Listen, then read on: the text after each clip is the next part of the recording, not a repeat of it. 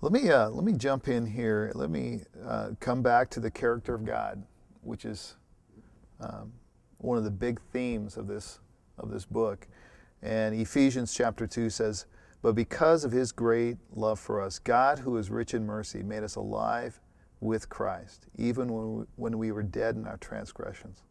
It is by grace that you've been saved." God has made us alive. Yeah. He's made us alive in him. And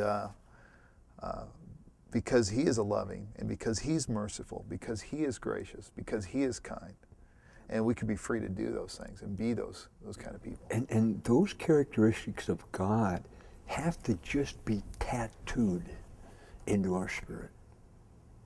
He is always gracious. There'll never be a time when he isn't gracious. Graciousness is, I have people in mind when I say that. A gracious person. Grace is God being gracious. And that's a picture that I need to keep in my understanding. He's always gracious. He's always loving. You'll never knock on his door and he'll say, "Go away, I'm having a bad day."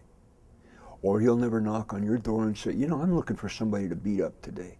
I was nice yesterday, but I feel like being a bully today." He's always gracious. He's always loving. He's always kind. That's the only kind of God there is. Well, isn't that important? Absolutely. I live differently when I live with anybody that's kind. But when I have a God that's kind, that just blows my universe. It's incredible.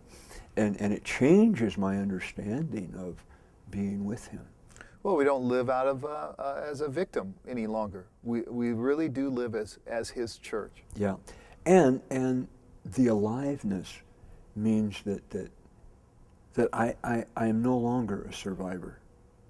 That I really can't have a bad day. I can feel bad, but that doesn't make a bad day, because he is in fact working life in me. He's working. That's what being made alive means. It means that instead of death happening in you, life is happening in you. So everything that happens to you will serve life, will never serve death. And that means that in any circumstance, life is happening in me, and I don't have to run for cover. Life is happening. It's tremendously important. And even if physically I die, that's just your view. I'm dead to you. Okay, Jerry's dead. No, he's not. I'm not dead. You follow? Absolutely. I'm not dead. Absolutely. Someone said after my father died that, "Oh, we're so sorry you lost your father." I said, "I haven't lost my father. I know exactly where he is. I'm not wondering where he's at. I know exactly where he is. And we'll be together longer where he is than we ever were where I am." I feel his loss here.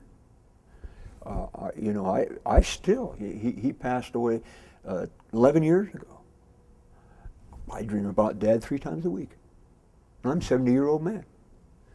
Of course I miss him, but I haven't lost him. He's only dead to me. He's certainly not dead to him. So it's that kind of life that we're talking about. Yeah. That's great.